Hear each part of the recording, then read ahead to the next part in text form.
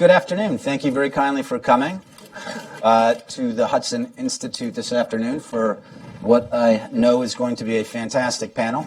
Among other things, a recently published book by senior fellow and colleague Michael Doran. Are there copies here? Yes. No, but I know there are copies here, but they're not being sold or something. Oh, they are over there. I highly recommend that you buy one, and that you get Mike Doran to sign it even. That'll be fantastic. But thank you very kindly for coming. And Mike is only one of the esteemed panelists we have this afternoon. In addition to a distinguished fellow here at Hudson Institute, Walter Russell Mead, and to my immediate right, Takeyh, who's at the Council on Foreign Relations, and Ray has been with us before, and he's also written at the Weekly Standard, where I am. Yes, that's right. He reviewed Mike's book, The Weekly Standard, a couple of weeks ago, which I highly recommend. And I am also a senior fellow here, as well as a senior editor at the Weekly Standard. And the subject of the panel is called "The American Moment in the Middle East." And in the light of a newly elected president and his national security cabinet, as he starts to roll it out, I thought it would be an especially interesting time to talk about the history of large America in the Middle East. And I believe as Mike locates that, it really does start with Eisenhower. And we're going to take that right up to the present, to Donald Trump, in what will be a fantastic conversation. I'm going to ask Ray to begin. Thanks very much. I want to begin by congratulating Mike on publishing a terrific book. It is always a genuine privilege to be with Walter. And Lee Smith is here, too. I'll just made us laugh. Yeah. I'll just say a couple of things about the book, which I had a chance to review, and I do think it's a terrific book, and we can maybe open that conversation. I think it's fair to say if we were turning the clock back to 1953, and all of us were asked to provide Eisenhower with advice, we would all, I think it's fair to say, suggest to him that he should engage with the forces of post-colonial nationalism, and particularly with what was at that time, less so today, the pivotal state of Egypt. So in terms of conception of Eisenhower's policy, I suspect that we would all agree with his idea that as the Cold War seeps beyond the familiar boundaries of Europe, you have to find alignment with forces of nationalism that are emerging in the developing community. And I think if you kind of think about, and Mike goes through this, some of the concessions that Eisenhower made to Nasser in pursuit of, I guess, what we would call his policy of engagement, to me, they were largely modest. During Eisenhower's tenure came the Anglo-Egyptian Treaty of 1954, the Heads Agreement, which I actually think from Eisenhower's perspective, that was a sound agreement. The British had 70,000 troops there. They didn't need 70,000 troops there in the era of thermonuclear weapons, missiles, ballistic missiles, heavy bombers, and so on. And it went down to the idea that 4,000 British technicians, which really means British troops, would maintain the base to be used and activated at the discretion of the alliance. I mean, I think Mike and I may have a slightly different view on the utility of that agreement, but it was a sound Cold War agreement in many ways. He limited the Baghdad Pact, the alliance that he was trying to put, to the northern tier states of Iran, Turkey, and Pakistan. Later on, of course, Iraq joined as well. There are a number of mistakes that Eisenhower made, and I think Mike highlights that. Number one, he bought into the argument that in order for the United States, at least in his first term, in order for the United States to be effective in the Middle East, it had to distance itself from Israel. He accepted that argument too readily. It's an argument that, of course, other presidents have accepted as well. It is a perennial State Department argument. So in that particular sense, he was wrong, and it was an assumption that he later, of course, corrected. His focus on the Arab-Israeli conflict, I don't think was entirely misplaced.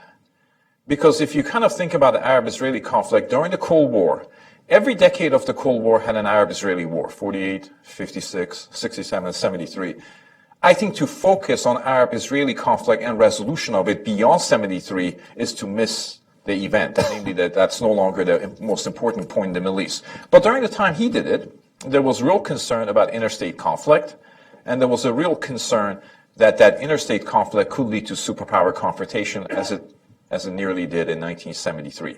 So his priority about emphasizing the Arab-Israeli conflict was right for its time. I don't think it's right for our time. I don't think it has been right for the past 35 years or so. Finally, it's important to recognize that Eisenhower's policy of engagement toward Nasser lasted about 18 months. It started in June of 1953 and it ended in March 1956 when his envoy Robert Anderson came back and suggested that Nasser was not likely to cooperate with American policy objectives. Then it changes. 18 months, most administrations, in my experience, don't actually change policy in mid-course. They keep pursuing the same policy even if that policy is failing. Lyndon Johnson kept bombing North Vietnam, not because he thought it was going to work, because he couldn't think of anything else to do. So it's rare for an administration to change policy that it itself inaugurated. That's why Eisenhower's change is interesting. Bush would surge when you kind of move from one policy to another one is also an example of some sort of intellectual creativity within the same administration. You don't always see that. So in that sense, Eisenhower should also be credited for seeing something doesn't work and going to wholesale changes of his perspective assumptions. I actually don't think Eisenhower's handling of Suez was flawed. I know there were a lot of arguments to be said to the contrary. I think he was right to suggest that such invasion was ill thought out. There are two possibilities what would happen. Either the British and the French would hold the canal and engage the Egyptians in some sort of a prolonged guerrilla warfare, or they would try to essentially have a change of regime in Cairo. How did that would work? Who did they think they were ill prepared for? Neither of those policies, to me, were sustainable. And Eisenhower was right that it negatively affected the opinion of many people in the developing community, and it did, and also came at the time of Soviet intervention in Hungary, which allowed the Soviet Union and its many apologists to make the wrong case of moral equivalency between the two blocs. It was a wrong case, but they made it. Finally, I want to end on what is the legacy of Eisenhower administration policy. In a sense, there isn't one. Shortly after Eisenhower left office, Jack Kennedy came in and reversed his policies and began the policy of courting Nasser. Even when Nasser engaged in the Yemen war, he neglected the Arab alliance. And all the way to today, and I think Mike's book has meant to be instructive, we kind of see an administration that makes the same mistakes in the sense that it believes America's adversaries in the Middle East can be propitiated. It minimizes their ideological hostility to the West. It essentially minimizes the importance of alliances, particularly Israel and the Arab alliances as well. And so the irony of it is, in terms of legacy of Eisenhower, which Mike unpacks, is there isn't one. And I'll stop there. That was good. You left by throwing down a real gauntlet, which I know that Mike is, or I hope that Mike will pick up. Maybe not now in his introductory remarks, but I think I have to, otherwise nobody will buy a book. Okay, all right, that you're on. All right. Thanks very much, Ray. There was actually other stuff that I wanted to know too, sure. but that was a really dramatic way to conclude your introduction. So, Mike, if you would. So thank you, Lee, for hosting this panel. Thanks to all of you for coming, and Ray, thanks for that. Thanks for the review you wrote in the Weekly Standard, and for agreeing to come here and do this. And Walter, thanks to you as well. I appreciate it. So a couple of words about how I came to this book. When I was working in the White House in 2006, I had been an academic and thought I knew something. I was teaching U.S.'s Middle Eastern relations at Princeton, and so I thought I knew something about U.S. Middle Eastern relations, and then I went to the White House and worked on the topic and realized that I actually knew very little, that there's really quite a gap between an academic understanding of a subject and what you do when you're in the White House. And I learned many things very quickly, but one of the things that I learned is that the people at the top have very simple ideas about the world. Every time I say this, I've said this many times, and I always get the same response. Oh yeah, you work for George W. Bush. Of course, he had reason. It's not. It's any administration. They have simple They have simple ideas, and the reason for that is that they have an enormous amount of information. The flow of information to the White House is unbelievable. It's a fire hose, a proverbial fire hose of information all the time. And the world is a complex place. The knee bone is connected to the thigh bone, is connected to the ankle bone, et cetera, et cetera, et cetera.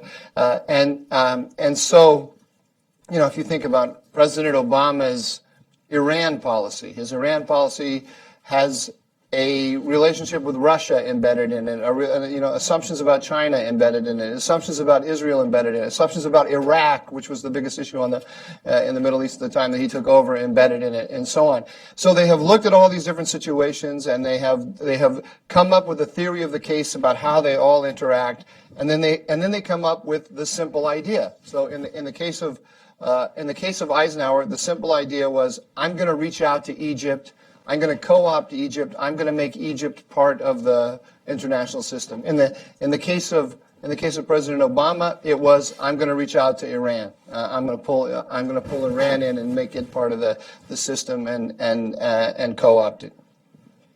In the case of the Eisenhower administration, that decision to reach out to Egypt was embedded, as Ray said, or as part of that, was this assumption that it was necessary for the West in the Cold War for the United States to tack away from its traditional allies in Europe, Britain and France, and to tack away from Israel. Secretary of State Dulles went to the Middle East in May of 1953. He comes back and he writes a memo to Eisenhower in which he says, the association in the minds of the people of the region of the United States with European imperialism and Israel is destroying our position in the region. It is urgent. It's absolutely urgent that we attack this assumption that the people have, because Israel and the European and the British and French are millstones around our neck. That's the word he uses. And so for the next however many years, they work to get rid of those millstones. Ray says that Ray just said that Eisenhower's engagement of Egypt lasted 18 months. I dated it a little bit differently. Ray is definitely right that after 18 months there was a serious policy shift. But the moment when Eisenhower thinks himself out of that notion, that simple idea that Israel and the Europeans are millstones around our neck, isn't until 1958. So I say it takes 6 years to think themselves out of that policy. And that's the story that the book tells. The story tells the process by which Eisenhower thinks himself out of the very simple idea he has when he first takes power. And it wasn't just his idea; it was an idea that was shared by everyone in the foreign policy establishment. They all felt that, particularly with Israel, they felt that Truman's recognition of Israel was one of the greatest strategic blunders in the history of the United States foreign policy, if not the greatest, and it totally undermined the American position in the region. And we had to show not just the leaders of the Arab world, but also the Arabs on the street that we would help Arab nationalism against its enemies, the Europeans and the Israelis, within the limits of what we had to do according to morality and our interests and so on. I'll just add one more thing. Ray said he thinks it had no lasting impact. Well, I'll make 2 points. I think it had enormous lasting impact. That's why I wrote the book. And secondly, I think it has implications that go way beyond the case that I tell. And I don't draw out those implications in the book, so I'll tell you what they are now. Number one, the lasting impact. Eisenhower's attitude that Truman Truman blundered by recognizing Israel, and it was necessary to pull away from Israel, was, like I said, the assumption of the foreign policy elite, but especially of Rockefeller Republicans, which is what Eisenhower represented. And after Eisenhower comes out of power, there's a split within the Republican Party between those who think Israel is an asset and those who think Israel is a liability. And that split exists in the Republican Party down to today in one form or another. It's not as explicit anymore. The feelings were extremely sharp in the early 1950s that Israel is a liability. Today it's softened to a great extent, but you still have this divide in the Republican Party between. You can say the easy way to do it is to say who among the Republicans thought the Iran nuclear deal was a good deal, or the way they put it. None of them said it was a good deal. There was a whole crew of Republicans who said, "Oh, it's a terrible deal. It's a horrible deal. We should have negotiated better." But the only thing that identify anyone right now? Yeah, sure. That's James Baker. That's Brent Scowcroft. That's Bob Gates. And there were a number of others who remained silent. You can go look up some of the ones that remained silent. Right? Those are the intellectual heirs of Eisenhower A. And then you have the ones who said it was horrible, it was terrible, and so on, and it should be rejected. Those are the intellectual heirs of Eisenhower B. So I think it had great significance. And then finally, I didn't go into this in the book, but I think it has implications for the Middle East and for beyond, because there is a strain of thinking in American foreign policy thinking, which is, I am an ex-professor, so I can't help it, a Kantian strain of thinking, which holds, if we carry out the right policies, we can bring everybody into a universal peace. And that the failure to bring peace to this chaotic system is a result of our own ham-fisted actions. And so if we will use our soft power, if we will be more nuanced, if we will reach out in friendship to our enemies, we can bring about the universal peace, right? This is deep in our culture, and it's on the left, and it's on the right. And so I think this is a test case of a president who was not by his nature inclined to be a Kantian, I don't think, but he inherited from a foreign policy establishment that was, by the way, packed full of missionaries. The State Department and the CIA, they were all either missionaries themselves or trained by missionaries. They had secularized their worldview, and they had said to him that if you reach out your hand in friendship, then we can calm down the whole region. And he thought himself out of it. And that to me is the interesting thing of a hard-bitten realist who thought himself out of this position. Thanks, Mike. That is very interesting. That is something that I want to mention that Ray had said as well, that the Eisenhower administration had a different idea, or they changed ideas. And you make the very excellent point that most administrations neither have the time nor the will to do so. And so I hope that's something we'll come back to as we talk more. Walter, if you would finish off this round. Sure. It is a great book, and I hope you all get a chance to read it. It's partly a great book because it agrees with my thinking on it. And even provides a few useful facts for me, which I always like in a book. I found a couple of points that were really worth reflecting on, things that Michael pointed out about the Eisenhower administration, about foreign policy thinking, I think still mark the way that people approach the Middle East and other regions today. And one of them is what I would sort of call a kind of a naive realism. And Mike is very good at taking this on, that I suppose we can all think of some political scientists who have this view that sort of foreign policy, in a sense, is really very simple. There is a national interest which is both knowable and known, that you can see what it is, and then your job is to move toward it.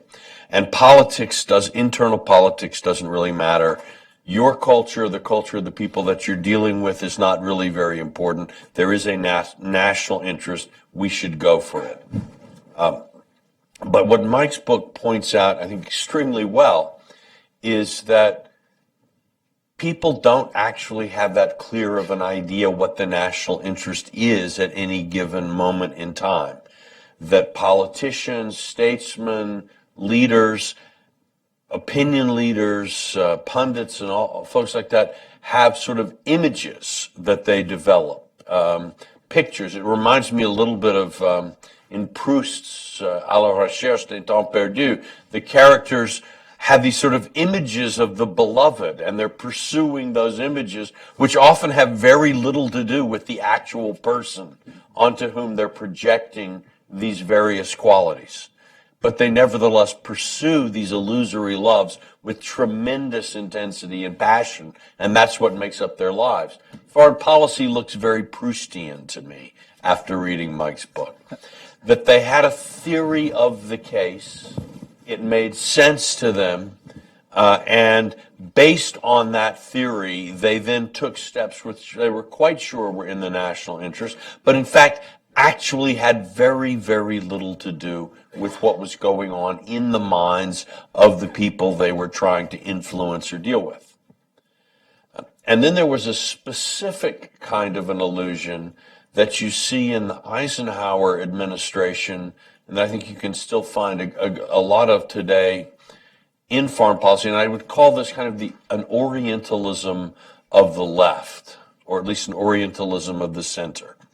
That, as you know, Edward Said has written about a kind of an Orientalism as a way in which people in the West have projected certain characteristics and ideas onto realities of people in the Middle East, and then on the basis of these fairly simplified psychological profiles, construct all kinds of theories about how to deal with them and what they're up to. But normally this is used as a kind of an ideological weapon against center and center-right thinking, foreign policy thinking. I think what here we see operating in the minds of people like Dulles and Eisenhower is another kind of an Orientalism that, for example, sees the Arabs as totally motivated by this unreasoning and uncontrollable hatred of Israel, which then makes it impossible, which you can simplify your calculations about how these Arabs will respond to things by just, okay, I do something very simple about Israel, they all go this way. I do something different about Israel, they all go that way. Without actually understanding that for these Arab leaders, Israel is one piece. And yes, they have some very strong and negative feelings about Israel, but they're actually thinking about other Arabs, they're thinking about other elements of political dynamism. In some of the work I've done on the Truman administration, it became clear to me, for example, that at the end of the day, the Egyptians in the 1948 war preferred the Israelis to the British in terms of who would control the Negev if the Egyptians couldn't have it, because they didn't want the British to have, for Jordanian territory, which was then aligned with Britain, to be available as a base for invading Egypt and guarding the Sinai. So there are these simplistic projections of a kind of a stripped-down psychology onto other people, and then you make policy prescriptions based on these very, very oversimplified, really caricatured views. So I thought Mike did a terrific job of looking at the psychology of foreign policy, and it's a work of criticism that one needs to do all the time, because we endlessly project ideas based in our own culture, our own experience onto other people, and we end up sort of in a hall of mirrors where we don't really understand the other. It's clear that until very late, Eisenhower had absolutely no idea what motivated Nasser. And I would have to say, actually, Kennedy then comes in and repeats many of the mistakes of Eisenhower. That, in fact, from about 1953 to 1963, in some ways, the most constant theme in American foreign policy is this effort to win the Cold War in the Middle East by bringing Nasser into an American orbit. And this is in both in the Eisenhower and the Kennedy years, there's a sense that the way to do this is to try to distance ourselves from Israel. The failure to understand in both cases that Nasser's objectives were incompatible with U.S. objectives on a much larger scale. So the final point I just want to make about the relevance of Mike's book to today is you cannot read his book and not think about policy toward Iran under Obama. That you can't make the analogy exactly because history doesn't work that way, but there is a sense in which the Obama administration, both with Sunni Arabs and with Iran, has been trying some of the same approaches that very much motivated the Eisenhower administration. And I would argue, actually, they have been frustrated for some of the same reasons that the Eisenhower people ended up being frustrated. This is probably, if I'm right, that was the point in some ways you really wanted to bring home to people. I did want to make that argument, but I felt, because as you say, history has moved on. I felt I felt that the historical argument had a certain integrity, and that if I yoked it to a current policy, Yep. it would tarnish. It would just look like a screed then. No. A book of history should not be a political pamphlet, and you're absolutely right. But certainly, I found myself reflecting on that. And in some ways, the parallels are very instructive and disturbing. In other ways, I think it points to some differences between the two eras. But it was a really good work of history. Thank you for writing it. You are so insightful. But I'm honored to be your colleague. Oh, thank you. That's very kind. sweet. Thank you very much, Walter. And that's an excellent place to make a transition. Let's see if we can fill out some of what the title of the panel describes. And if we can, look, I think that all of you have mentioned in your introductory statements, you brought it to where I want to bring it. If you're talking about Rabe, you're saying that one of the issues was the Arab-Israeli crisis, and after the Cold War that no longer mattered. Is there a fixed idea right now that people, and Mike and you were talking about how administrations can only handle a little bit of material at any given time. They're not master strategists. There may be master strategists in a particular White House, but that's not really what they're doing from day to day. And then Walter, as you ended speaking about Iran, I would actually like to bring it up to the present. So Mike, if you could, why don't we just start? What is the one issue, let's say, that the Trump administration needs to be focusing on? If there's only a very narrow amount of information, what are the things that they would need to, or maybe not what they need to look at? If the Eisenhower administration went in thinking about this one thing, looking at this one thing, what will the Trump administration look at, and what does it need to look at? I'll answer in 2 seconds, but I just wanted to say that, just to clarify, that I don't think that there's a difference between having simple ideas and not being a strategist. It's just that the strategy ends up being, once people have taken in all the information and thought about all the relationships, their strategies are based on some very simple and straightforward moves. Okay. And it's very hard to shake people out of those until there's a cataclysm. About the Trump administration, the key issue, and I think one of the things I'm saying in the book is that there are inherent conflicts in the Middle East that are independent of the United States. If the United States pulls out, the Middle East is at war with itself. The Middle East has been at war with itself since before we got involved, and it's going to be at war with itself since we got out. And it's not a simple war. We always simplify it to Sunni versus Shiite, Saudi Arabia versus Iran, and so on. These are not meaningless statements, but the reality on the ground is more complex than that. And the players on the ground. I loved Walter's descriptions. I wish I could have stole them from him about the remembrance of things past and the search for the beloved. I meant to thank you for that, and also from Proust to Kant. It's a nice. I am. You By don't the way, get I that am everywhere. going to steal those images. They're mine from now on. I hereby put. There's another. I would add one other kind of, I think, characteristically American fallacy or mistake, and that's solipsism. Well, you kind of referred to it, Walter, when you said that, if we move this way, then it makes the Arabs move that way, and if we move this way, they move that way. There's an assumption we have that the major players in the region are reacting to us as a way of, and to our allies as a way of bargaining with us. So that what the Iranians want right now is a really good relationship with the United States, and that's why what they're doing. I have a different view. What all of the actors in the region want to do is to maximize their power against their regional rivals.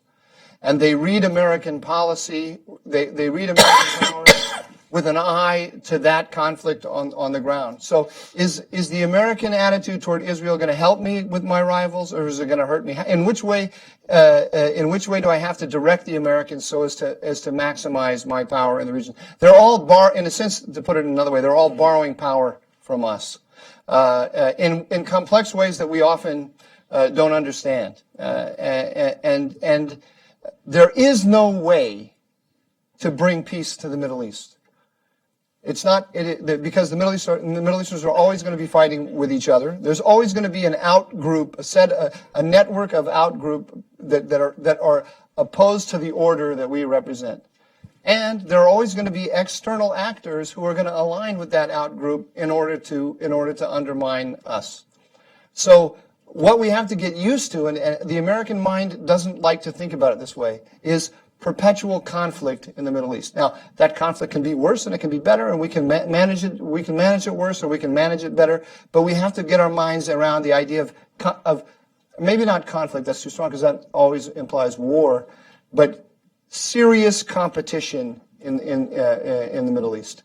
And the locus of that competition today is the Iranian-Russian alliance. Those are our competitors. They are doing what they're doing in Syria, not just because they have a certain vision of Syria, because they want to undermine us. Putin didn't put his S-200s, his S-300, his anti-aircraft system in place in Syria because he's fearful that the Syrian opposition is going to develop a large air force and come attack his position. He put his big Russian hand over everything that's going on in Syria so that we can't do that. That was a move against us, a transparent move against us. This is just one example. The Iranians and the Russians are working all throughout the region to undermine us in ways subtle and not so subtle. And we have convinced ourselves that, if we just say the right magic words to them about how we want to compete against, how we want to cooperate with them against our common enemies, we will unlock the new system, not for Kantian peace, but for cooperation toward our strategic goal of destroying ISIS. And it's wrong. And the Trump administration needs to come in understanding that we are in this we are in a competition. There's nothing we can do to make that competition go away. We have to win it. And you can win it in many different ways. That's what they have to figure out. Ray, if I can ask you, Mike talks about saying that we're often solipsistic. The way we look at it, is it wrong then to perceive that the Iranians and the Russians are looking at us in the Middle East, especially in Syria? You're an Iran expert. You've written an extraordinary amount of great stuff on Iran. So do you think that the Iranians are looking at us? Are the Iranians looking at the Sunnis? Are the Iranians looking at the Saudis?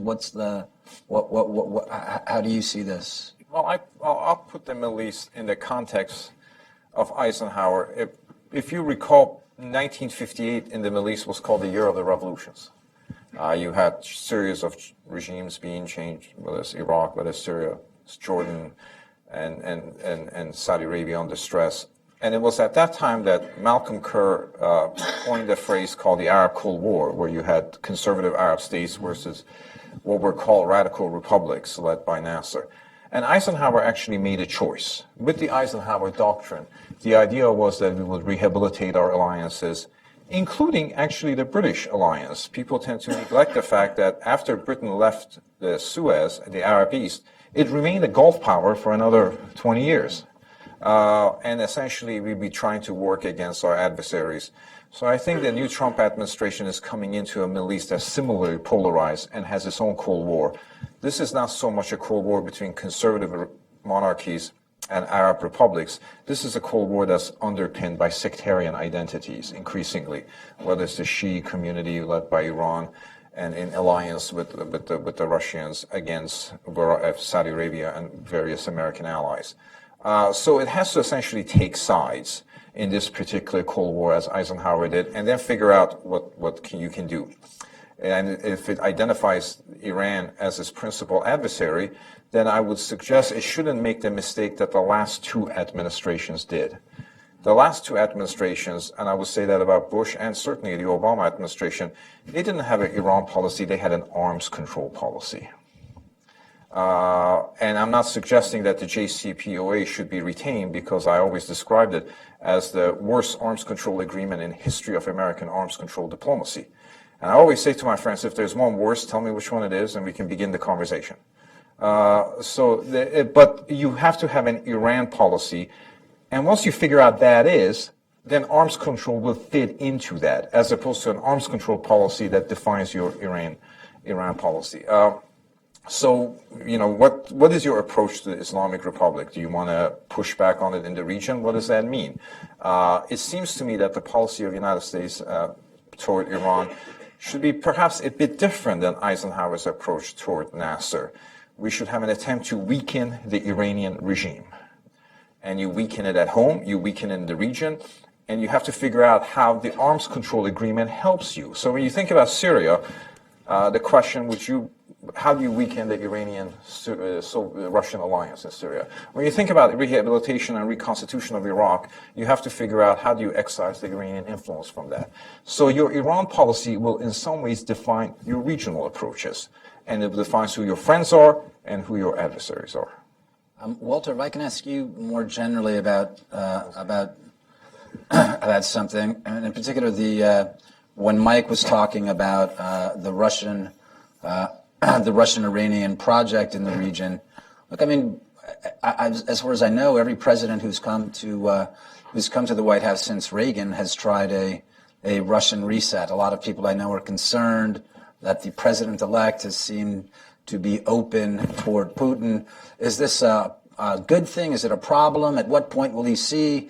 At what point will he see it the way Mike sees it, or will he not see it the way Mike sees it? We'll actually be able to work with the Russians on some things, and we'll be opposed to the Iranians in other places, and that's okay, because we can hold two thoughts in our head at the same time. Interesting. I've been thinking a lot lately about the utter futility of writing about American foreign policy. And the thing that has led me to think about this is the most successful essay in the history of writing about American foreign policy, George Kennan's Sources of Soviet Conduct. And, at the end of the Cold War, the entire United States is dancing with glee and saying, Kennan has been vindicated, containment worked. But everybody immediately forgot the whole point of Kennan's essay, which if you go back and you read it, it really is, look, our problem with these people is not actually that they are communist, it is that they are Russian. And that, in fact, there were forces in Russian history and Russian culture that, for example, Stalin needed an enemy, that the conditions under which he could hold power in Russia were such that you actually required a mobilization of society against an external enemy, and that given that, the traditional American approach of trying to find the win-win solution, the press the reset button, which is what people were urging Truman to keep doing in 46, wouldn't work, because that wouldn't address the issue. And the Russians would simply become more suspicious as you tried to become more conciliatory. And so it's fascinating to me that for 20 years, well, we've now had 4 American presidents in a row who've thought to start their relationship with Putin by getting an understanding, whether it's the soul gaze into his eyes, Clinton's business-like approach, whether it was Obama's reset, or now some of the things one has heard Mr. Trump say, President-elect Trump say, on the campaign trail. So there is something going on there. However, when I look at the Trump team and so on, I am actually a little bit less impressed by all of the sort of press talk about, oh my goodness, it's the Russia apologists, it's the Russia enablers. I read Mike Flynn's book, and it's actually, I would say, it is a passionate call to arms against the evil Russo-Iranian alliance that is seeking to break American power. Okay, he went to a dinner with Vladimir Putin. He attended an RT event. Yeah, he did. He attended an RT event. But it doesn't actually, I read the man's work, and he does not sound like a Russia apologist to me. So my guess is that we're seeing a little, and actually, again, the pattern of the president-elect's announced appointments for these high posts, Russia skeptics and Russia hawks are pretty high up on that list. So my sense would be that we may be in the presence of a terrific head fake.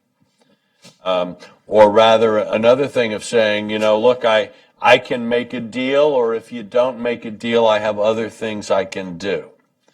But I'm not actually at this point worried that the cabinet that President-elect Trump is appointing is some kind of a pro-Russian cabinet. Maybe I'm wrong, we'll find out. But I do think that even for those who think that Trump is going to have a sort of a pro-Russian or a pro-Putin administration, Iran and the Middle East really are the issue. Because even the people in the Trump entourage who have not distinguished themselves by anti-Russian talk have been pretty consistently both anti-Iran and anti-JCPOA.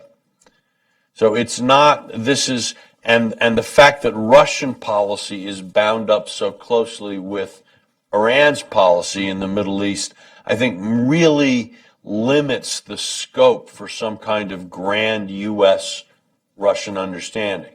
I do think if you take a step back, it is clear that both the United States and Russia share an interest in the defeat of Sunni jihadism, and that both the United States and Russia are bound up by some significant concerns about the balance of power in East Asia.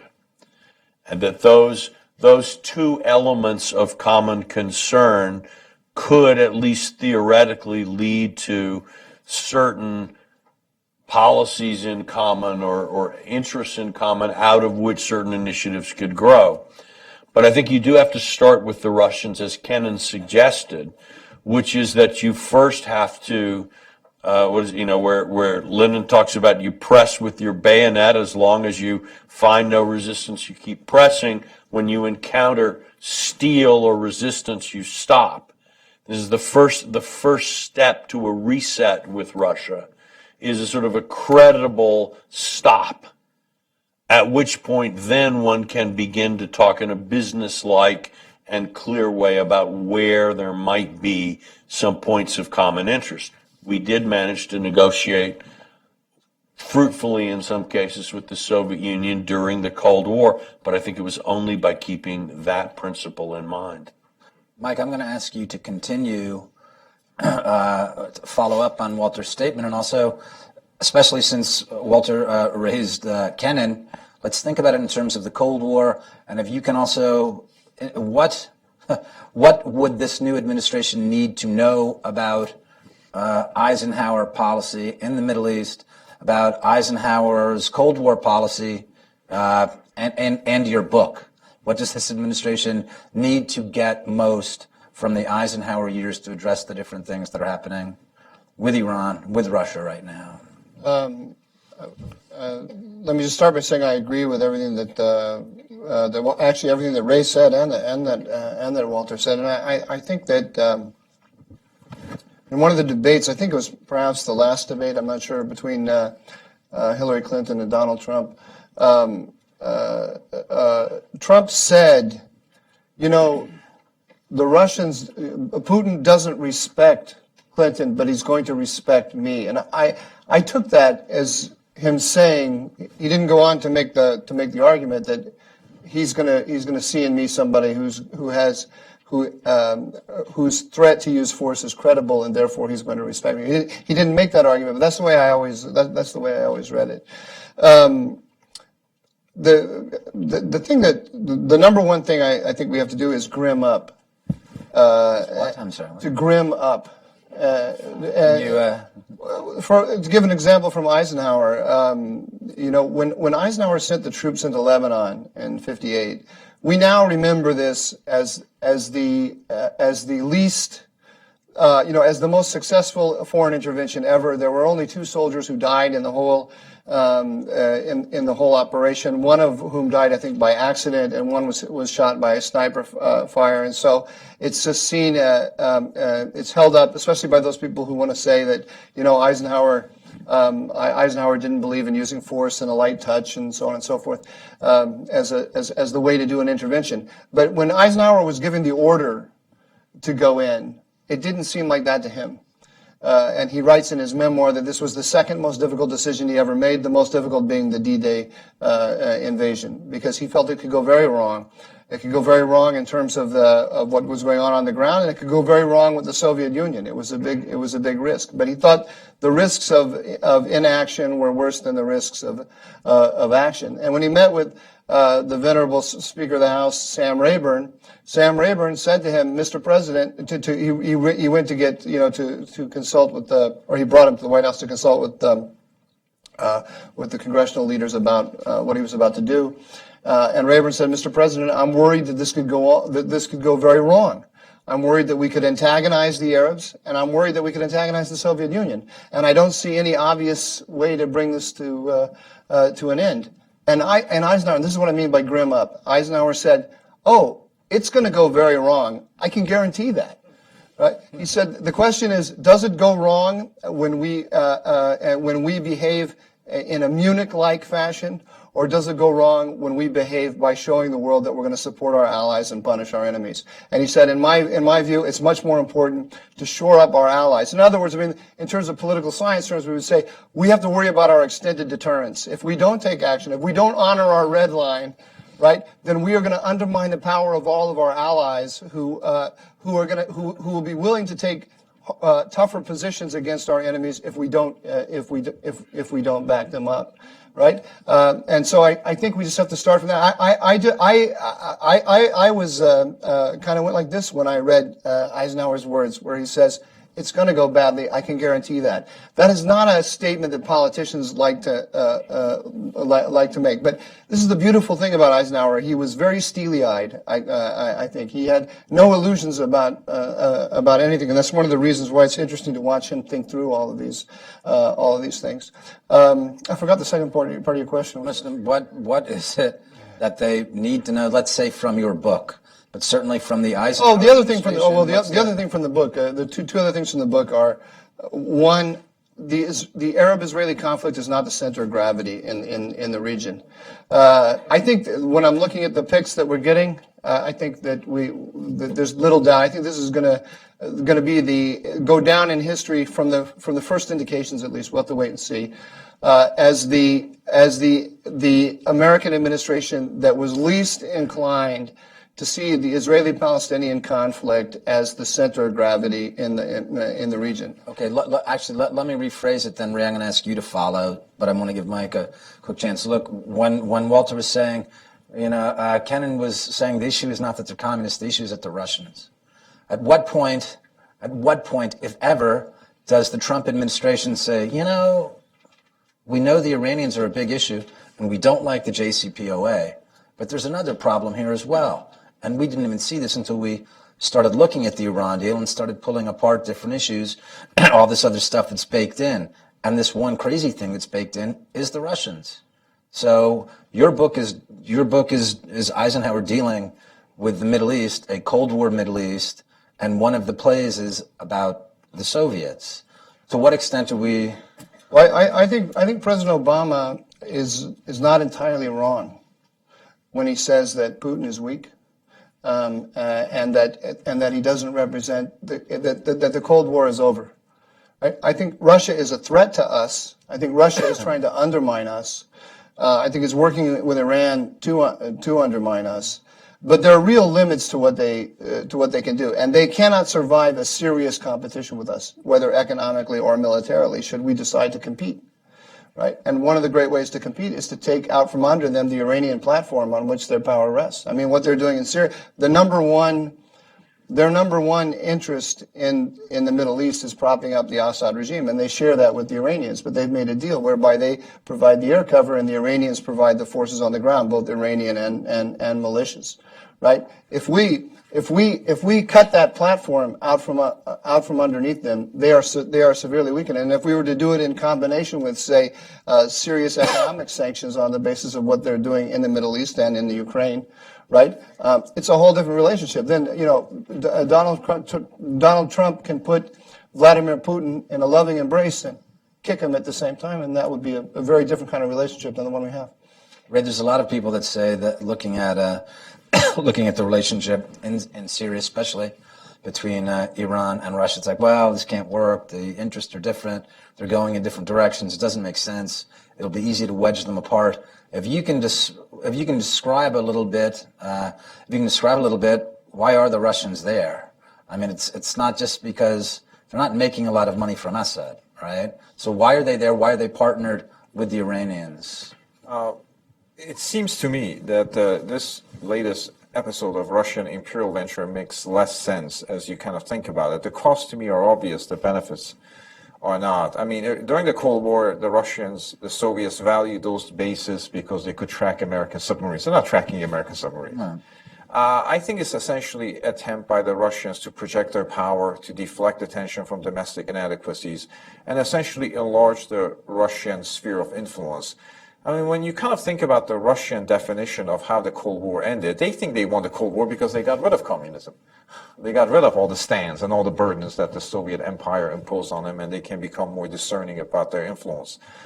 The Russian-Iranian alliance is, to be fair and to be sure, is rather incongruous, and it's growing at the same time, which makes it unusual. Both parties tend to have a very stereotypical cultural view of each other. The Iranians kind of think of Russians and uncouth drunks just down from trees. And the Russians think these guys don't know what centrifuges, they put ketchup on and eat it. So they both start out with cultural stereotypes against each other. But the level of cooperation between the two parties has grown enormously, and people tend to focus on the Syria aspect of it. They tend to focus on even the arms delivery aspect of it, S-300s and so on. There is a whole nuclear aspect of it. The Russians are getting back into the Iranian nuclear industry. Iranian nuclear scientists are being dispatched to Russia once again for training. I think 300-400 per class they go out there. So the level of cooperation is more strategic than economic because they both are economically competitive in a sense. I mean, the Russians wouldn't want Iranian oil to get to Europe in the depressed times, but the strategy aspect of this tends to conflict with economics, negating the argument of economic determinism that some historians had in the 1960s to describe the Cold War. How to deal with Iran? I mean, I go back to Truman administration. Dean Acheson, to paraphrase Dean Acheson about the Soviet Union, maybe apply to Iran, he used to say that the Soviet Union is like an old-fashioned penny slot machine. You can get something out of it by shaking it violently, but there's no point of talking nicely to it. So you kind of think about it in that particular sense. But again, the only thing I would say this administration should defy the predecessor of its past, namely actually have an Iran policy as opposed to an arms control approach. And I think the discussion about what to do with the deal, what not to do with it, how to get out of it, these are important conversations, but they should be embedded in a larger discussion about it in Iran and a larger discussion about American priorities in the Middle East that Mike was talking about. Well, let me ask Walter that about American priorities in the Middle East and the fact that America's in the Middle East at all. I mean, is there any sense in which the Obama administration underscored or said, you know what, actually America does not need that big a footprint in the Middle East. It gets us into lots of trouble. It's not that fun. There's no upside politically. There's no real upside strategically. Or have we seen mistaken assumptions? Let's leave it like that. Well, it is. I think the American debate over Middle East policy has obviously become much more polarized since 9/11, and in all kinds of different ways. On the one hand, you have a lot of people since 9/11 who would argue that the Middle East is the most important place for American foreign policy because it's where the biggest threats are. And, if you try to make a list of a place where people are actively trying to kill Americans and do as much damage to us and our friends as they can, where is that place? They'll tell you it's the Middle East. This view is I think, pretty heavily represented among some of the president-elect's advisors. And so you'll hear a lot about ISIS from him and from people around it. Then you'll have another group of people who would make the case that, thanks to fracking and American oil move toward energy independence, the Middle East is actually less important to the United States. In the old days, if the Saudis or the Iranians or others were mad at us, they could jack up the price of oil, put us into a depression, and so managing that relationship was clearly a vital interest of the United States. That doesn't seem to be as true anymore. You can have the entire region burning down and in ruins with hundreds of thousands of dead and millions of refugees, and the price of oil is just kind of slowly sinking. So you can get an argument from that the United States should be paying less attention. The Middle East is a place that's just not a very happy place, not going to be a happy place, and thankfully not a place we need to deal with very much.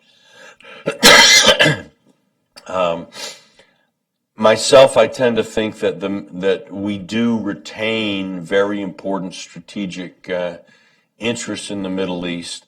Again, you can go back to the Eisenhower years when people talked about the oil in the Middle East in those days. They weren't really talking about a physical resource for the United States.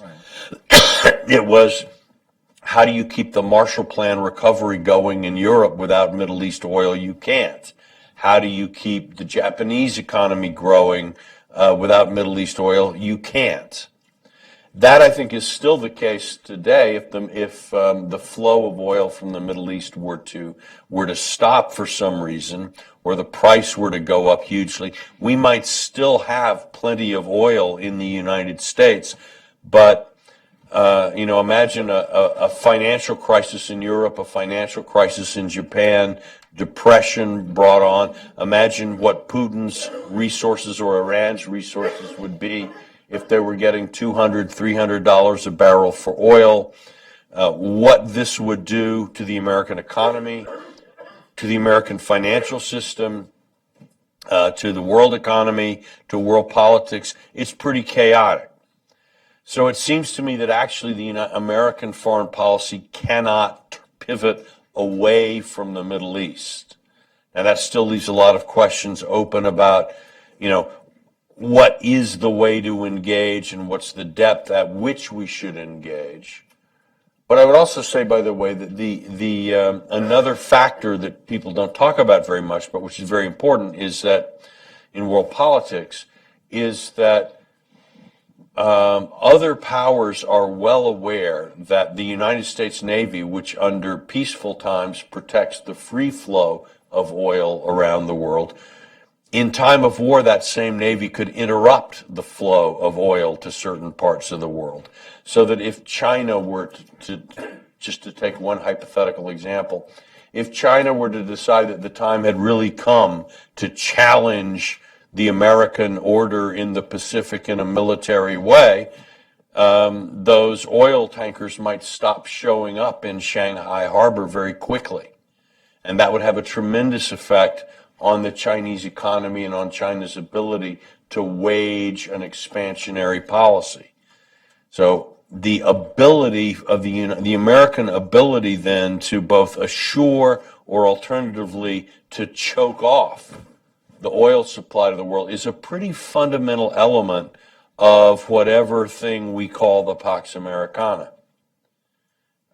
And finally, I think the other thing, we're starting to see that a little bit to erode a little bit under the Obama administration, is that as long as the United States was committed to being the kind of paramount external power in the Middle East, competition among other powers for influence and allies within the Middle East was dampened.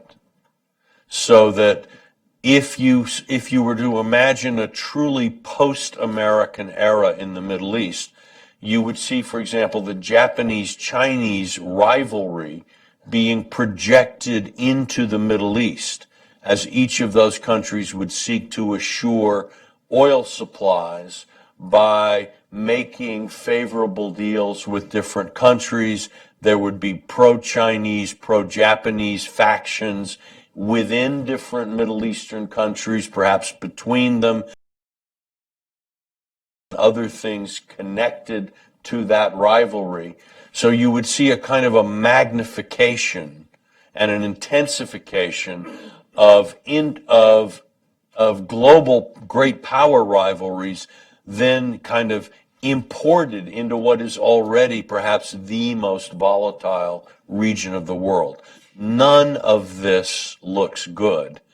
I think that the sort of likely outcome that you would see would be the Middle East becoming the kind of global Balkans of a new world disorder that really did have the potential for something like a 1914 in it.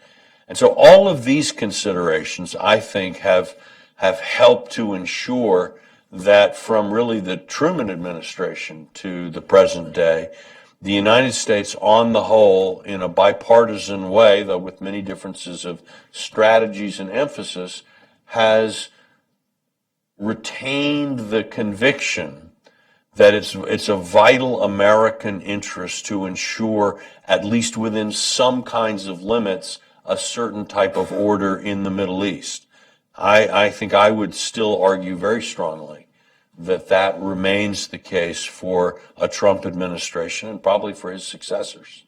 Mike, I want to open it up to, thank you very kindly, Walter. I want to open it up to to questions in a moment, but Mike, I want to ask you one question, and you can, I don't know if you were going to address what Walter said as well, but I wanted to ask, look, I mean, one of the things that your book looks at, and that one of the things you spoke about, is the Eisenhower administration thought that Truman had made a catastrophic strategic mistake by recognizing Israel. Clearly, we've seen with the Obama administration, there's been, the relationship, of course, is still vital and significant, but a downgrading, say. If you can give some sort of, not historical analogy, but if you can say, looking at both what happened after Eisenhower, not just at the end of his administration, but after Eisenhower, looking at Kennedy, then looking from then on, how do you think the Trump administration is going to look at Israel? Is there any analogy? Is there a way to see this, or what do you think? Yeah, sure. Let me answer your question directly, and then I'll say one thing in response to what, just reinforcing what Walter said. Historically, we've been divided. Middle East experts in Washington have been divided into two groups: those who divide the world into two groups and those who don't. No, those who think that Israel is a liability and those that think it's an asset. The ones who think it's a liability think that the Arab-Israeli conflict, that's getting some kind of peace process, we now call it. They didn't call it that in Eisenhower's time, but that was the idea they had. Will not just dampen down the tensions in the Eastern Mediterranean. It will have this almost miraculous reverberation around the whole region and improve the U.S. strategic position in the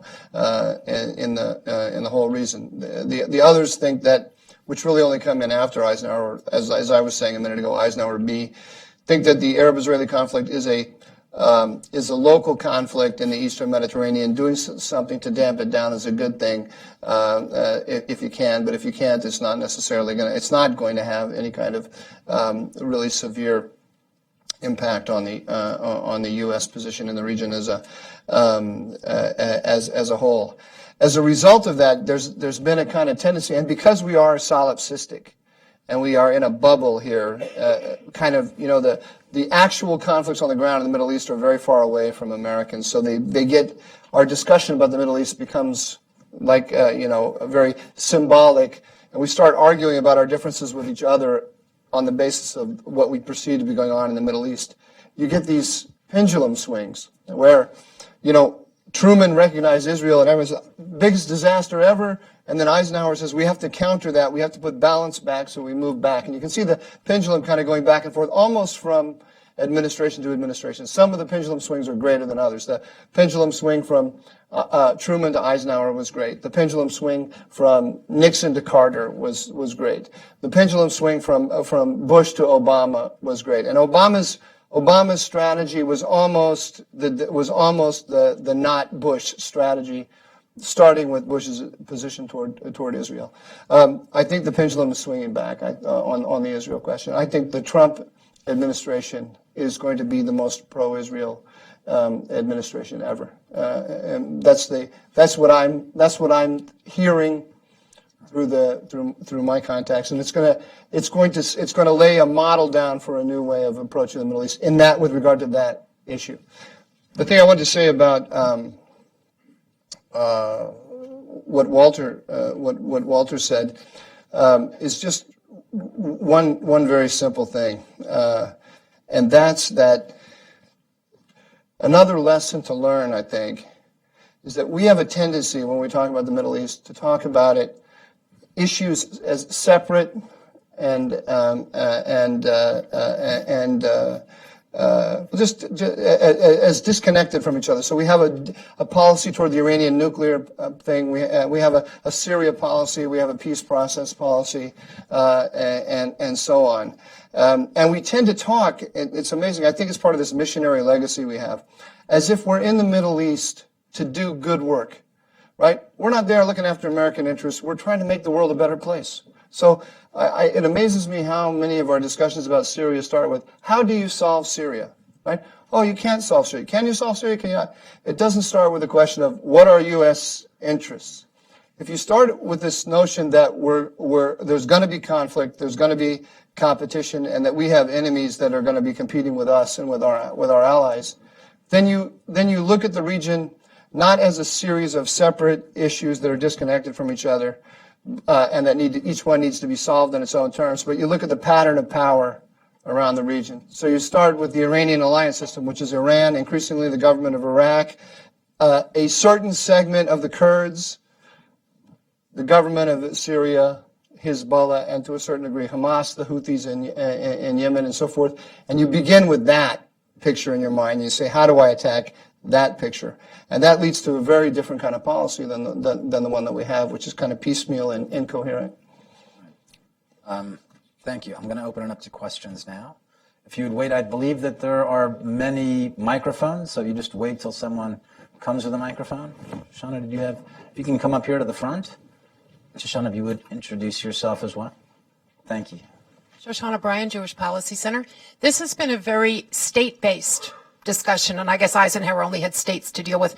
Could you talk about the role of ideology in this? Among the states, you have ideological divisions. Among the groups, you have ideological divisions, and I would like to hear you discuss what some of them are and how the U.S. should proceed along those lines. Mike, would you like to start with that a bit? It's a very state-based, on my end, it's been a very state-based discussion because I think that's where you begin in the Middle East. I would distinguish my own thinking from a lot of the other things that goes on out there by saying, let's start with the states and talk about the ideologies second or third, and religion second or third. The states are very clever, sly entities, and they have all kinds of ways of using these religious conflicts and ideological conflicts to their advantage. And the minute you start looking at the Middle East and say, oh, it's a Sunni-Shiite conflict, that exists. It certainly exists, absolutely. But Iran has no problem getting over the Sunni-Shiite conflict when it wants to, say, make an alignment with Hamas. Right? No problem at all. I'd like, if possible, if Walter, you would like to venture an answer as well, since you raised the issue when Kennan says the problem is not that the Soviets, the problem is the Russians. So, I mean, if you don't have to, but if you'd like to. Well, I think I would say that, culture's a real part of it. But one of the reasons why foreign policy types maybe stick to states is because we're thinking, to begin with, about the policy of the American state. What can the American government do and not do? I actually, there are a lot of people who would like to see the U.S. government essentially become also a collection of quasi-NGOs, quangos, National Endowment for Democracy, and so on, and sort of fund things, fund state activities that we say aren't state activities in order to engage with civil society. I tend to think that would actually be left best to genuine civil society actors, and that one can distinguish between the foreign policy of the American state, which is going to be mostly dealing with state actors and actors that they influence and who influence them, and then the foreign policy or the foreign stance of American society, which is a much broader thing and historically has included things like missionaries, education, and all. And if we think about a place like, we think about the situation in the Middle East now, where the conflicts, where non-state actors are not producing stability, happiness, and joy, we would actually like to strengthen states, I think, to some degree in the Middle East. So, people are always talking about how non-state actors are gaining and the state is losing influence. I actually argue that, go back to 1900, states were much less powerful than they are today. At that time, the United States didn't even have a central bank. the House of Morgan functioned as our central bank. You had private fortunes that were actually larger than the U.S. annual federal budget. And you look at the sort of flows of government finance and compared it to non-state activity, and government spending, the government's role in society is actually much smaller than it is now. So I think in some ways, states are actually more powerful than they were 100 years ago. My guess is that we're actually going to continue to see an increase in state power rather than a decrease. I'll just say briefly one thing about this, because I think Kennan was wrong to differentiate between communism and Russians. There's a book by Mel Leffler, Soul of Mankind, that how serious the Russians' leadership during the Soviet era took the communist nonsense. And they were animated by an ideology whose application they thought was universal, was Central Africa, Far East, and so on, which is more than, and you can say the same thing about when Eisenhower dealt with Arab military leaders, whether it was NASA and others, he dealt with those who were interested in power and less about ideology. And ideas were means of advancing your claims. Nobody understood what Baathism was. I mean, try reading try reading what constitutes Baathism. But I think there are, in case of the Iranian case, to some extent, Islamism and Iranian nationalism or national chauvinism coincide. The Islamic Republic was not the first Iranian government to think about Lebanon and mobilization of Shia. The Shah did that with Amal and so on, trying to make inroads into Iraq. The difference between Shah's nationalism and Islamic Republic's Islamic nationalism, if you want to call it that, is that Shah understood that Iranian interests can best be advanced in the region, Iranian hegemony can best be advanced in the region in conjunction with American power. While the Islamic Republic views for ideological reasons that the American presence has to be rejected on two grounds. One is the North-South, sort of exploitation of the region by an industrial power. Second, clash of civilization grounds, that essentially this is an unacceptable intrusion into Islam's domain. So there's a clear ideological tinge to it. And one thing that Americans understand most poorly, I think, is ideological regimes, because they always think that that pragmatism can overweight ideological reasoning. Ideological regimes, revolutionary regimes, do silly things. In the 1960s, China would give assistance to countries that had a higher GDP than China did. Albania, because it was important for them to have a presence in Albania. Why? So I think Americans tend to, given that our politics are not as ideological, despite what is often said, misunderstand how those who put premium on ideology, even if it comes at the expense of what we would call pragmatic considerations. Mike, did you want to? Just a caveat. By the way, I think that what Ray just said was very wise. But I just wanted to. Everything Ray has said has been extremely wise, and including the last statement. Well, not all. It's often. I just wanted to clarify that in answer to Shoshana's question, I think the analysis begins with states. Obviously there are ideologies and religious ideologies that need to be taken into consideration. But, for example, ISIS, clearly an ideological movement.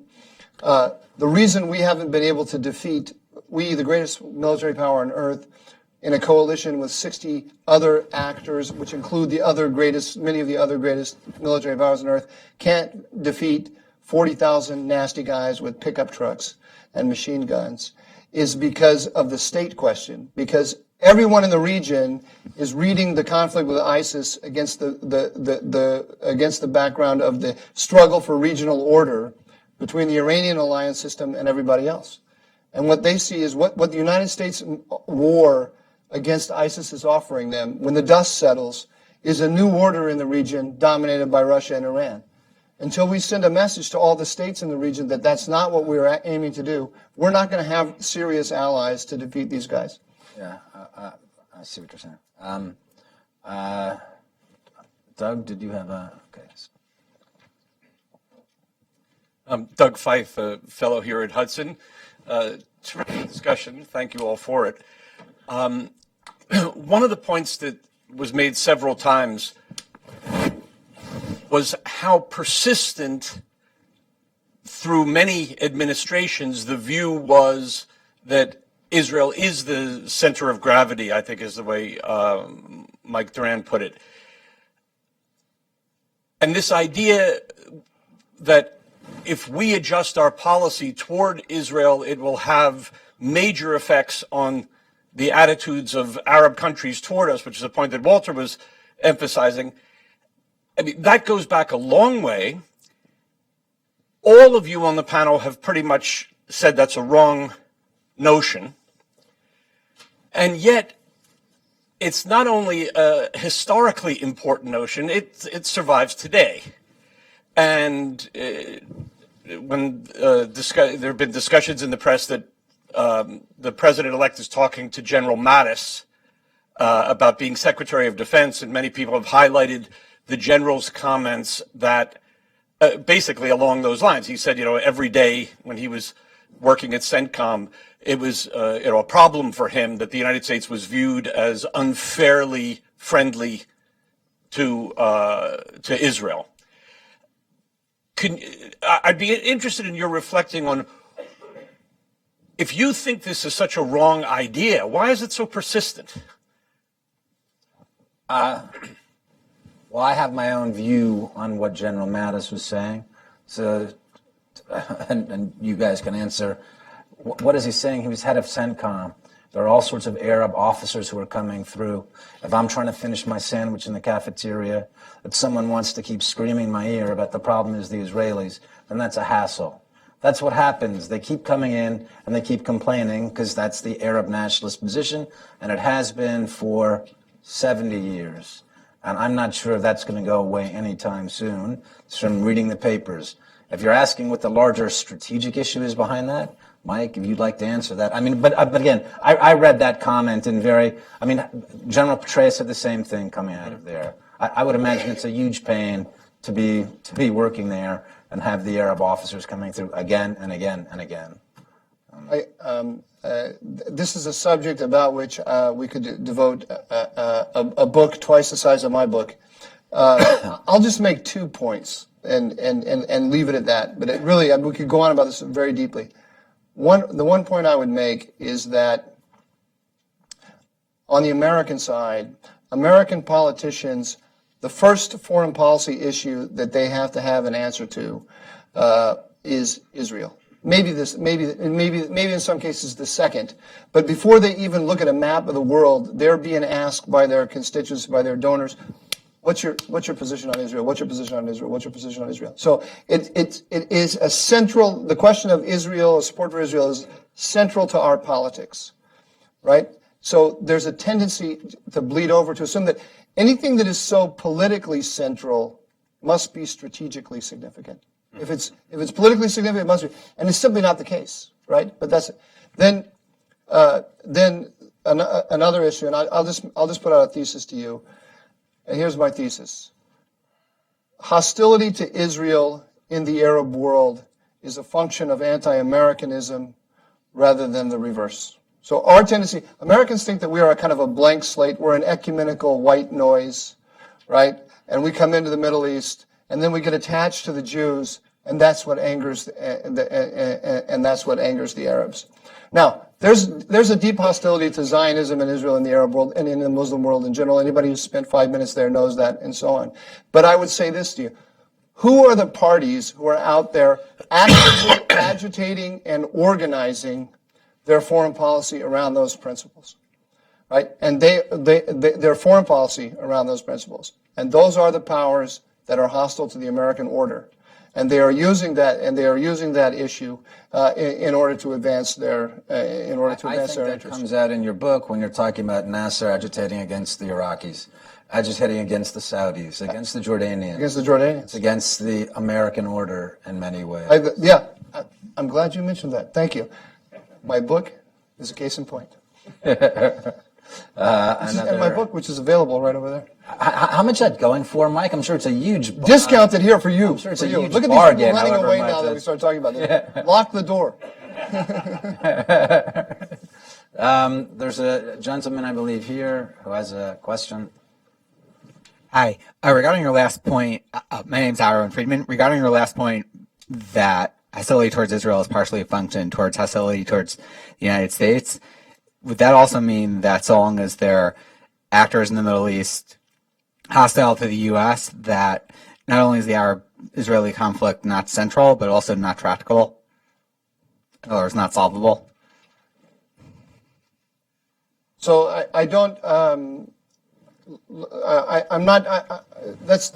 we're on too abstract a level. Let me just give you a specific example. Iran has historically speaking, Iran has no reason to have a conflict with Israel, right? The Shah had very good relations with Israel. The Iranians could wake up tomorrow morning and say, you know what, I want to avoid the Israel question. Forget about whether I like Israel, don't like Israel. I can go about my business in the world and just avoid the Israel question just fine. But they don't. They seek it out. They seek it out. Hezbollah is their primary proxy in the Arab world. They have a problem with Hezbollah in that it's a Shiite organization. So the way they kind of launder Hezbollah as something more, or transform it into something more than just a direct proxy of Iran, is through the Arab-Israeli conflict. So then Hezbollah presents itself to the wider Arab world as a Lebanese nationalist and Arab nationalist organization fighting Zionism, and people kind of tend to forget that it's a proxy of Iran. I was not surprised one bit when Hezbollah went into Syria and started killing Sunnis for Iran in Syria. The dominant analysis of Hezbollah and Iran that preceded this war, which said that Hezbollah was created as a response to Israel and so on and so forth, made it impossible to imagine that they would do what they did. I always knew that they were working for Iran to look after Iran's interests, whatever they were, and that the Israel thing, the hostility to Israel was the ladder that they were using to achieve those goals, or the path that they were using to achieve those goals, but not the goal in and of itself. I wanted to come back again to your book, and you cut me off. I think that one of the points that you make, and that one of the points you've made here, is the nature of the region itself, where there has always been conflict. There is conflict now, and there will always be conflict. If you put Israel in that context, Israel has 2 peace treaties with 2 Sunni powers. There's no one else. There is no Sunni-Shia peace treaty. There's no Alawi-Sunni peace treaty. There's nothing like that. So when people talk about an Arab-Israeli peace, this is actually the anomaly in a region. If I could take it back to my book, Lee, there's this moment that Ray mentioned where the first point where Eisenhower's thinking really begins to switch. and he starts to see the idea of pursuing a peace treaty between Israel and Egypt as folly.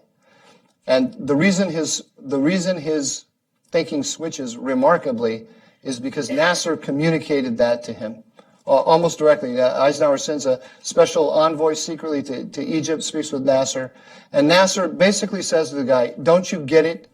I have to have conflict with Israel, and I have to have conflict with the West, because my goal is to be the dominant power in the Arab world, and I'm using these conflicts to undermine my enemies." Now, Eisenhower does get it, and he decides from that moment on that Nasser is a blackmailer, that any concession we give him, he'll pocket and then demand more, and there's no possibility of reaching a strategic alignment with him, because as Walter said, our interests are fundamentally opposed. You do know you just gave away the whole book, right? No, you gave away the plot. I didn't. I gave away the plot, but I didn't tell you about the sex and chocolate that's in the book. Okay. You have to read it to the end to find that. Another question, gentleman here, and I believe this is going to be the last question. I thought you were going to name it Eat, Pray, Love. Ike, pray, love. That could have been. Mr. Doran, thank you. And I wanted to take a couple of steps back. You were talking about Russia and Putin undermining the United States essentially through its influence in Iran, and what you termed as sort of a Russo-Iran alliance.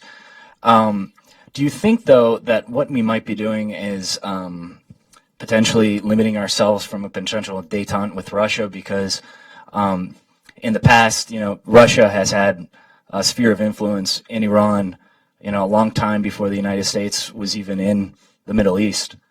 And, essentially they were a colonialist power within Iran a long time beforehand. So do you think that every single move by Russia, including the installation of missiles, S-300 missiles, do you think that's an exact reflection on just, preventing our power from expanding in the area? And we might be missing an opportunity with a new president-elect to actually open up relations again with Russia. I agree with what Walter said, that quoting Lenin, that you thrust your bayonet forward, and if you encounter mush, then you continue going. If you encounter steel, then you stop. I think that's a basic Russian principle. I don't think Vladimir Putin ever, when he sat with his advisors and was looking at Syria, said, "How do we solve Syria? Can we solve it? Oh, we can't solve Syria."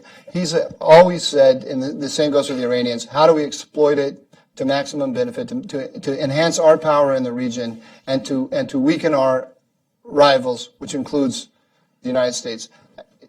We're in a world now, it's not a zero-sum Cold War world, so Putin may not wake up every morning and say, how do I undermine America today? But undermining America is on his priority list somewhere. And this is a guy who grew up as a KGB agent. I mean, he got it with his mother's milk. When he sees the Americans in discomfort, it gives him pleasure. There's just you can't grow up like that and not feel that way. So look, we could have. If someone tells me that we didn't see the Russian intervention in Syria coming, I don't believe them. If we didn't see it coming, then this is the greatest intelligence failure of my lifetime, and the greatest. There are things that our intel may do better or worse. The one thing we do extremely well is see massive muscle movements by peer competitors. Right? The whole system was created to do that. We had to see it coming. All we had to do to keep them out was to announce a no-fly zone before they put their forces in there. Right? We didn't do that. Now they have S-300s in there, right? And they're not just deterring us. They are creating a massive amount of problems for NATO's southern flank. The Russians are also testing NATO across the whole frontier. And now they have set up a no-fly zone on Turkey's border. They've created through the refugees into Europe are primarily from Syria, are primarily coming as a result of the actions of the Russians and the Iranians, not ISIS. I mean, we popularly think, oh, ISIS created these refugees. No, the obliteration of Sunni cities by Russia and Iran created those refugees, which is creating enormous friction within Europe, had a big role to play in Brexit. And so on. If you're Vladimir Putin and you're sitting back and you're looking at all the discomfort that the Western alliance system has encountered because of what they've done in Syria, I think, wouldn't it have been worth it to announce a no-fly zone and to put a minimal amount of forces in there to keep the Russians from coming in to begin with? Thank you to Hudson Institute. Thank you for coming. Thank you, Walter and Ray. And Mike, congrats again on your book. Thank you. Thank you very much. Thank you for coming.